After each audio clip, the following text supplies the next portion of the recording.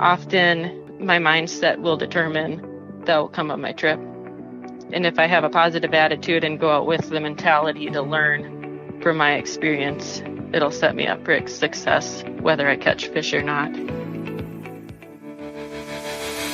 Welcome to the Woman Angler and Adventurer podcast, inspiring real women with a passion for fishing and the outdoors to go get their adventure on. Now, here's your fearless host, Angie Scott. Welcome to the Woman Angler and Adventurer podcast and Happy New Year. More importantly, welcome to 2021.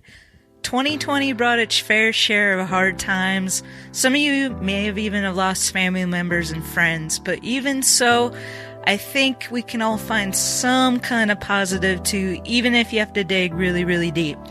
I hope you took a moment to reflect as you rang in the new year and spent a good amount of time focusing on those positives and feeling gratitude. That's super important. For me, it caused me to refocus my priorities and really dial in on what I want from life.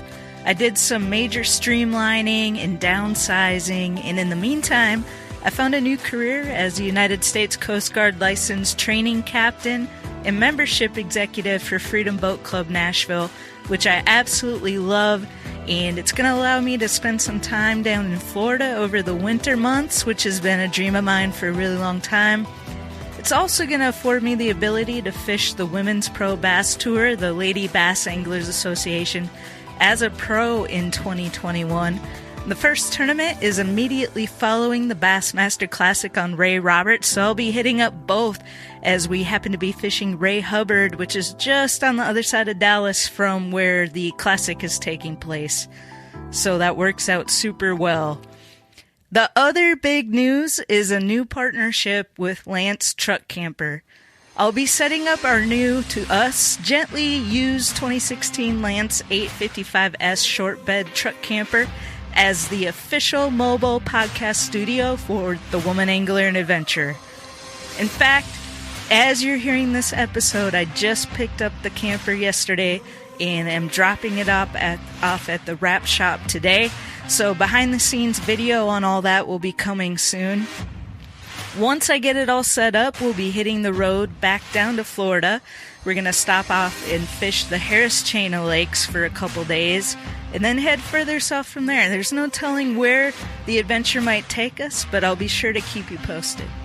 That said, next week's episode will be the first to come from the new Lance Camper mobile podcast studio, and fittingly, I'll be speaking with an amazing couple who went on a 6-month adventure to the Arctic Circle in Alaska in their Lance truck camper. In addition to that, I'll be setting up the studio with some video capabilities and plan to do some live video podcasts in 2021. Who knows, it might even become a regular thing if all goes well. The Woman Angler and Adventurer has a YouTube channel that's sort of been neglected with other priorities, such as releasing weekly podcast episodes, which, by the way, we're already up to 165, so that's really exciting. We're well on our way to surpassing 200 episodes this year. But the video podcasts and other videos I plan to release from tournaments, sharing tips, and other fun things along the way should help to grow the channel. So if you're a supporter of the show and you haven't already subscribed on YouTube, please take a moment to do so. You can find the channel really easily by searching The Woman Angler and Adventurer on YouTube or by going to podcast.thewomanangler.com/YouTube. While all these things are getting buttoned up, we're winding down the Breaking the Ice series of episodes, which I've been releasing in conjunction with the Breaking the Ice article that came out in Trailer Life magazine about women and ice fishing. If you missed it, I'll put a link to the article in the show notes for this episode, thewomanangler.com/165. So I'm wrapping this up with not one, but 2 conversations with some pretty badass female ice anglers from Minnesota. Both are part of the Women Anglers of Minnesota group, and both are really impressive do-it-yourselfers who love to pass their ice fishing knowledge along to others. I'm talking about Jessie Havmeyer and Katie Halverson. I've already talked enough, so I'll let Jessie and Katie's stories speak for themselves. And be sure and listen to the end. I'm going to fill you in on the details of the latest Woman Anglers of Minnesota Virtual Ice Queen tournament that anyone can participate in. I believe this is their 3rd year hosting the virtual tournament via the Fish Donkey app. And wow, I featured the creator of the Fish Donkey app way back on episode 10 when the show was still called It Pays to Fish, which was almost 3 years ago. That's crazy to think about. All right, without further ado, I'll first be speaking with Jessie and then on to Katie. And here we go.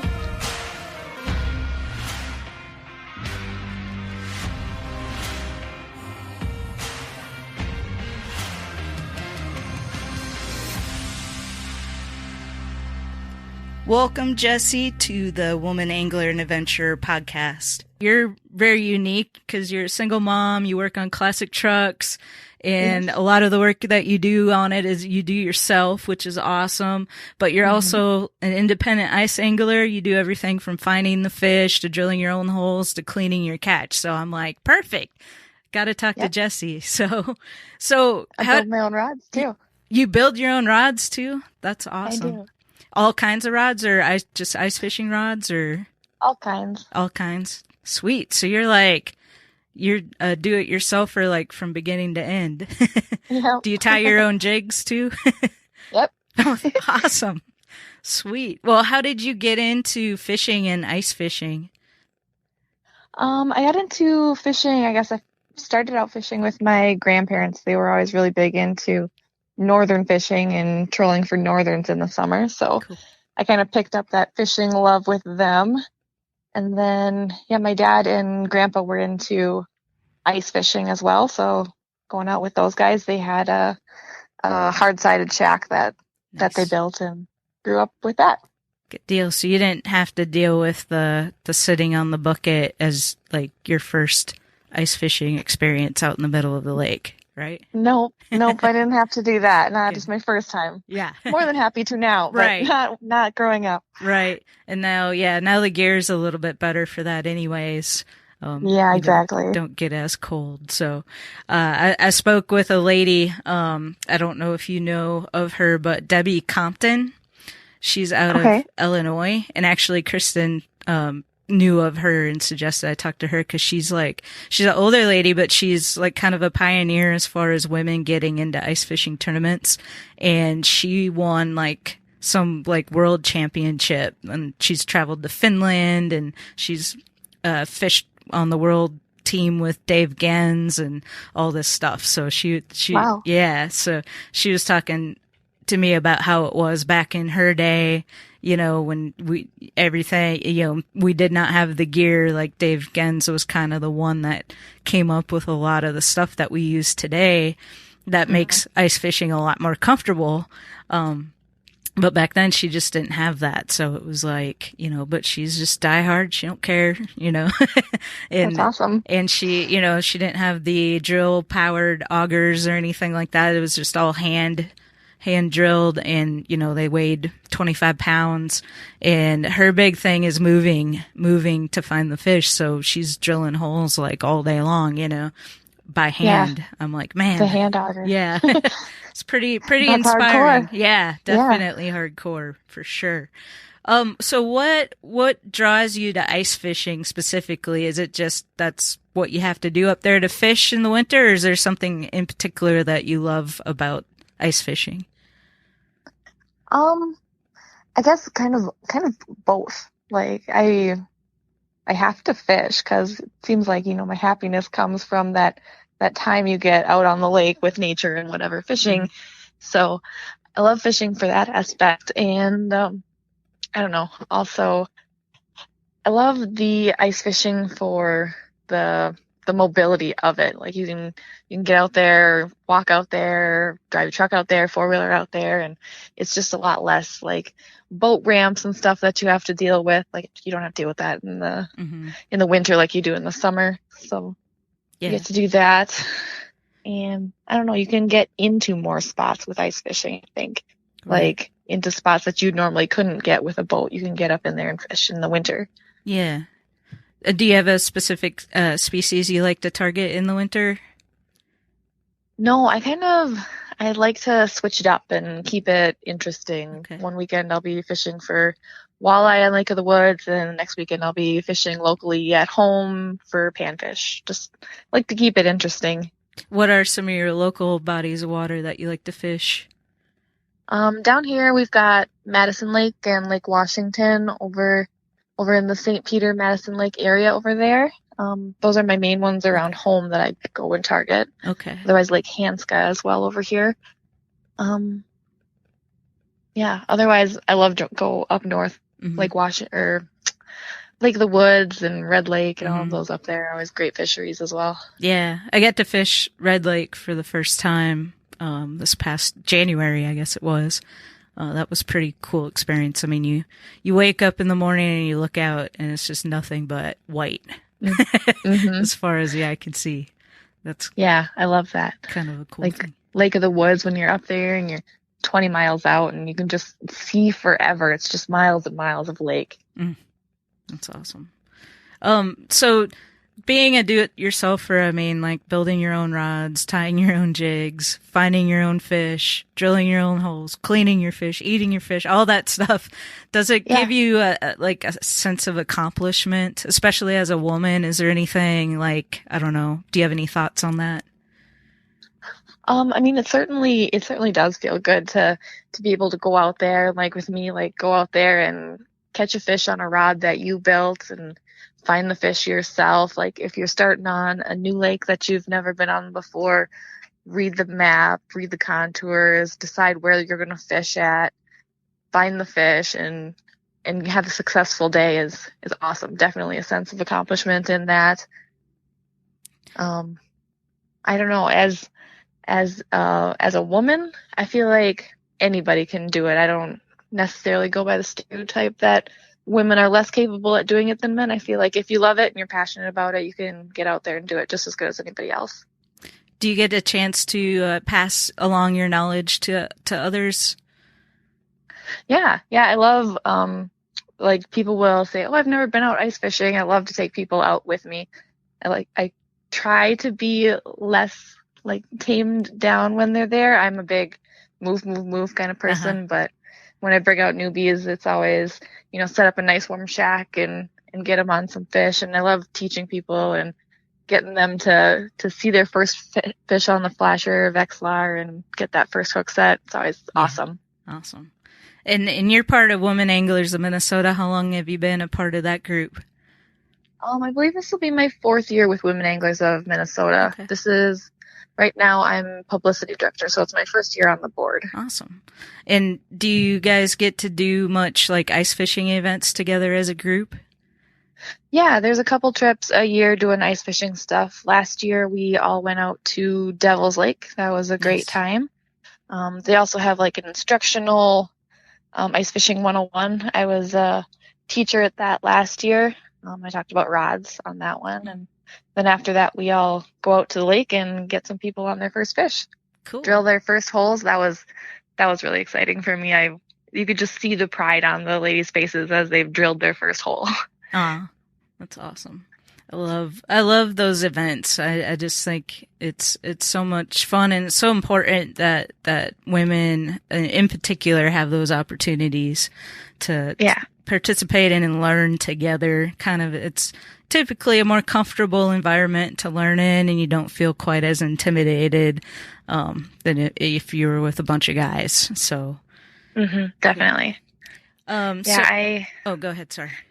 Oh, no problem. I was just gonna say, like, there was like, so when I was growing up, I would go with my dad and my grandpa, and then I had a boyfriend after that, so I was going with him.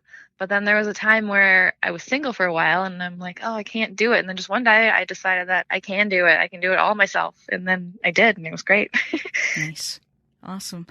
From billion-dollar ad budgets and arena naming rights to tens of thousands of retail locations, big wireless providers spend big to appear like they're your only option. How do they afford it all? That big bill you get at the end of every month. Mint Mobile had a different idea. Instead of brick and mortar overhead, Mint Mobile is online only. What does that mean for you? a whole lot of savings because wireless plans from Mint Mobile start at just $15 a month. That's unlimited talk, text, and data for just $15 a month. You'll save enough that you can get a brand new rod and reel for the upcoming season. For anyone who just hates their phone bill, Mint Mobile offers premium wireless for just $15 a month. All plans come with unlimited talk, text, and high-speed data delivered on the nation's largest 5G network. You can use your own phone with any Mint Mobile plan, and you can even keep your same phone number along with all of your existing contacts. By going online only and eliminating traditional costs of retail, Mint Mobile passes significant savings on to you. Switch to Mint Mobile and get premium wireless service starting at just $15 a month. To get your new wireless plan for just $15 a month and get the plan shipped to your door for free, go to mintmobile.com/waypoint. That's mintmobile.com/waypoint. Cut your wireless bill to $15 a month at mintmobile.com/waypoint. What advice would you give for someone in a position like that, similar position? I mean, just go for it. Like, you already had kind of experience, learning from your grandpa and your dad, and but if somebody didn't have that, like, just join a group like Women Anglers of Minnesota, or find a friend or somebody that's got experience and can kind of teach you. Yeah. I would suggest, either joining a group like Women Anglers of Minnesota, or maybe like I'm part of Team IFM with Ice Fishing Minnesota on Facebook. You can meet great people on those Facebook chat groups, and maybe you can find someone in your area that would be willing to take you out and show you the ropes. Especially like for women, if you can find somebody that's got another woman that has gear, because that's can be a big factor for other women, is maybe a big gas auger isn't going to work for you. You don't want that to deter you from the sport. They make options for that now. Right. Yeah, gear, it's nice ice fishing. You don't have to buy a boat, so that can save a lot of money, but still all that gear can add up. It sure can, if you want all the things. So yeah, that's good advice to find somebody who's got that stuff, and then you can kind of learn, make sure it's something that you're going to want to do before you start making investments in all that gear. Yeah. Make sure you get products that are going to be right for you. Mm-hmm. Yeah, that's another important thing. You want to buy something and then you're like, I hate this, and yeah, and then you never go out with it. Right, exactly. So over the years, have you had any kind of scary moments out on the ice? I know a lot of people have those stories of, because ice, they say, there's no such thing as safe ice. So you have to be careful. It wasn't too necessarily scary, but one morning, I like to go until we can't go anymore. So it was probably April, maybe. And we went out in the morning and the ice was good in the morning. And actually we ended up with the wheeler falling through, coming off in the afternoon. It got warm during the day and windy, and the wind swirled up at the axis, and just right at the axis, it ended up going through. So yeah, we had some pretty wet gear, but everything dried out all right, and we got it off all right. But good. Yeah, definitely you have to use caution out there. Right. Yeah. Do you have any big goals for the next season? I'd just like to hit more lakes that I haven't been to. It's always fun to try new places and experience new bodies of water. So my goals for the next year are just to get on more lakes that I haven't been on. Cool. Awesome. Well, hopefully we have good ice and a good long season this year. Well, thank you so much for taking some time to talk with the Woman Angler and Adventure, and for the article as well. Yeah, no problem. Thank you.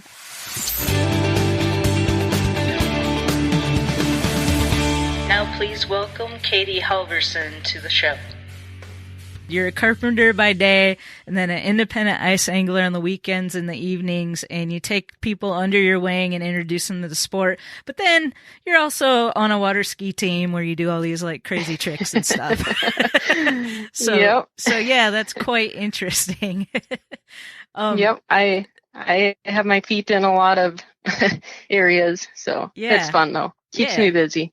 Well, and being out on the water, I mean, who doesn't love being out on the water, whether it's hard water Right. or soft water? What part of you are in Minnesota? Yep, I'm kind of Midwest Minnesota, I guess. Midwest Minnesota. Yeah, so about an hour straight east of Fargo. Okay, gotcha. What lakes around there do you like to go out on? Oh, I don't know. There's just in the last couple years, I've been exploring new lakes. Okay. And I guess I don't necessarily have a favorite. Mm-hmm. The lake that I grew up on and live on still has been a favorite of mine for years, all my life, I guess. It's just been a great fishery, and I don't know, it holds the fish and it has good sizes, and so it's a small lake though. Oh, okay, gotcha. Well, we won't reveal the name because we don't want droves of people going there. But so you grew up there, so obviously if you're into fishing, you're in a great spot, but ice fishing is kind of like your outlet. You got to do it in the winter because you don't have any other choice. Unless you're going to travel. But like, how did you get into ice fishing in particular? Well, because I grew up on a lake, it was something that we did a few times a year. My dad had a fish house when I was young, and so we would make it out a few times, and then eventually the fish house got old and rotten, and so we bought him a portable, and we got into more portable fishing. But it really wasn't until, I don't know, maybe 5 years ago, a friend of mine was making the transition from spear fishing to regular ice angling. Mm-hmm. And she was doing research on, how do people catch fish now? And it was different from what I was used to, because I grew up, sit on a bucket and wait for the bobber to go down. Mm-hmm. So that got me intrigued and started doing research on my own, and bought a flasher sonar unit. And that was a game changer for me. Yeah. Just being able to see what the fish were doing below me, and, even see if there were fish below me, see if I had to move. And so, instead of sitting and waiting for the fish to come to my lure, I learned how to go find the fish instead.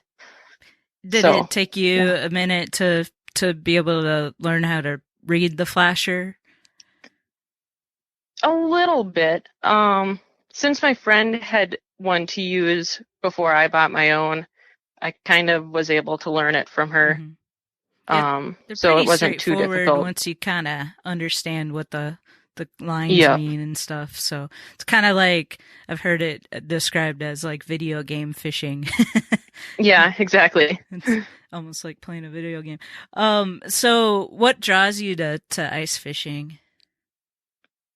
Well, I love the outdoors for one, and I think a big reason people might not like Minnesota in the winter is because they are not outdoors people. And I think the key to enjoying winter up here is to get outside and find something to do that you enjoy outdoors. And ice fishing is definitely up there for me. But I also just really love to learn about the fish and understand the fish's behavior in the water. And I mean, there's always something new to learn. More recently, I've been getting out on new lakes and learning how to read the maps and figure out, where the fish like to hang out in the winter. Throughout the winter, it changes. And then, so when I do fish solo, I'm all about learning. That's my main focus, learning about the fish. And then if I bring a new angler out, then my focus is going to be on putting what I've learned into practice to help them catch fish and have a positive experience. Cool. And that's gotta feel pretty fulfilling to introduce somebody new to the sport and just, give them a good experience, and hopefully they'll like it and keep coming back. Yeah. Yeah, it's very fun. Do you have any particular species you like to target, or just kind of fish for different things? I really enjoy the panfish. Okay. But I'll take whatever comes. Yeah. Yeah, I think midwinter my target is usually crappie. Okay. But late ice is definitely the sunfish, bluegill, because they're up shallower and they're very hungry that time of year, so they're very fun to catch. Have you had any exceptional experiences on the ice? Like any stories or memories that stand out for you? I really don't have anything that stands out to me, but every trip is different. Every trip has its own story. No two are the same, and often my mindset will determine the outcome of my trip. And if I have a positive attitude and go out with the mentality to learn from my experience, it'll set me up for success, whether I catch fish or not. Yeah, that's great advice. I hear people like bass tournament anglers talk about that a lot. But yeah, as long as you're focused on learning something, and you probably learn something every time you go out, like you say, whether you catch fish or not. So as long as you walk away with more knowledge, then that's a win, I think. Yep. Yeah, I think it's the days where I might go out expecting to catch a lot of fish and I don't catch many. Those are the days that I get more frustrated with the fishing trip. So I just have to have the right mindset when I go out. So what advice would you give to women out there who have thought about trying ice fishing, or maybe haven't, but they're hearing this and now they're thinking about it? What advice would you give to them to, get out there and have that experience? I would say try to find someone who does it and who is good at it, because then you can learn from them. You can experience it.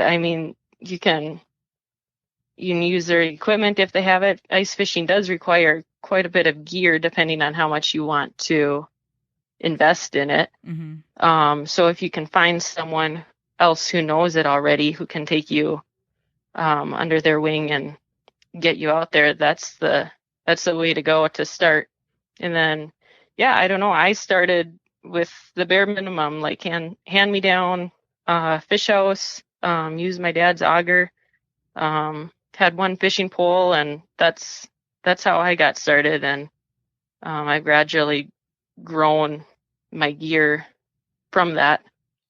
As you learn like what you like and what you're actually going to use, and what type of ice auger or whatever, then you can spend the money and invest in that stuff. But that you want to make sure you're going to use it first. Right.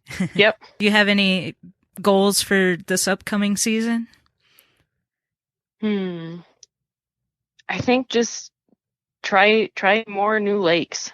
That's kind of been my kick the last couple of years, is to get out on new lakes. When I first started getting into it independently, I liked to go to the same spot every time because that's where I knew the fish were. But now I know that I won't learn if I just go to the same spot over and over again. I have to get out and try new places and find those fish. So that's my goal. All right. Well, thanks again. I really appreciate it. Yeah.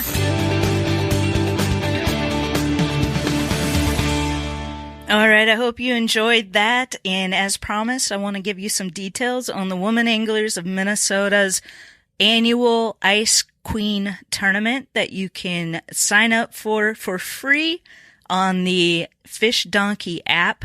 And so I'm looking at some info here on the Woman Angler and Adventurer Facebook group. and Patty shared some details on there. So it says the scoop is you can go ice fishing for crappie and or walleye on any lake in the United States between January 1st and February 21st. So you still got plenty of time. Use the Fish Donkey app. Take a pic of your fish on a bump board, a pic of you with your fish, and then a video release. And you can just keep entering fish as the app's going to keep track of your 10 longest fish and each species. So there's more details. I'm going to put a link to the Woman Anglers of Minnesota website where you can get all the ins and outs and scoop on this virtual tournament. So just go to thewomanangler.com/165 to check that out. All right, everyone, have a fantastic week. I can't wait to see you back here next week for the epic first episode ever coming out of the new Woman Angler and Adventurer Lance Truck Camper Mobile Podcast Studio. I'm so excited about this, and I hope you will join me next week. See ya.